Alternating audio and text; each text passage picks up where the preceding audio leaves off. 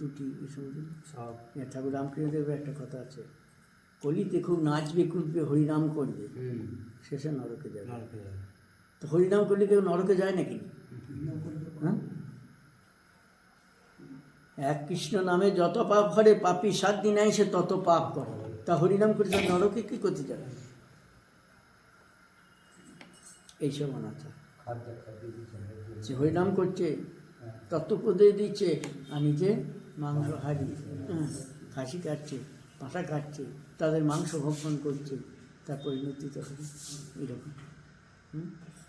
তাদের পরিণতি এই জন্যই বলছে মহাপুরুষেরা তো বাজে কথা বলে, এরা জগৎগুরু। এই ঠাকুর বলতেন যে মানুষ গুরু মন্ত্র দেয় প্রাণে, আর জগৎগুরু মন্ত্র দেয় প্রাণে, অর্থাৎ তাদের উপদেশগুলাই হলো কি জীবনে শ্রেষ্ঠ। তো এইসব খাবে অনাচার ব্যভিচার যা শাস্ত্রে নিষিদ্ধ, সেইগুলোকে খেয়ে তুমি পুষ্টি সাধন করবে। এখন আবার নামের সঙ্গে সঙ্গে যাচ্ছে এইসব বোতলও যাচ্ছে, অনেক জায়গায় এরকম নাম খুব তোজ্জোর হচ্ছে, বিরাট প্যান্ডেল, বিরাট অনেক টাকা খরচ, অনেক ইডি করছে, যে সেখানে রয়েছে কি মদ মাংস এইসব চলছে, কদর্য আহার এইসব, তার পরিণতি জীবকে ভোগ করতেছে। এই জন্য বলছে যে নাম করে তাদের এই নাম করে কখনো সেই দশা হয়, কিন্তু নামকারী হইতে হবে। তো যা মহাপুরুষরা বলে দিয়েছেন, যা শাস্ত্রে বলা আছে সেইগুলা পালন করে চলতে হবে। কারণ নাম তো কলিকালে শ্রেষ্ঠ, নাম বিনা কলিযুগে নাই অন্য ধর্ম, সর্বমন্ত্র সার নাম এই শাস্ত্র মর্ম। যেই নাম সেই কৃষ্ণ, যেই নাম সেই কৃষ্ণ, ভজ নিষ্ঠা করে।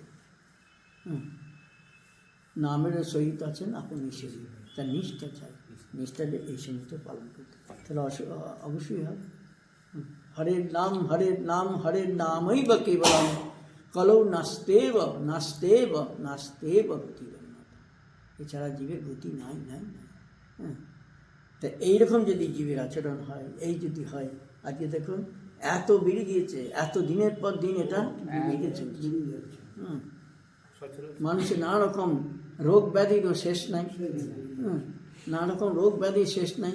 এখান ওখান সেখান, কোথাও ভেলোর অমুক সব খেয়েছে,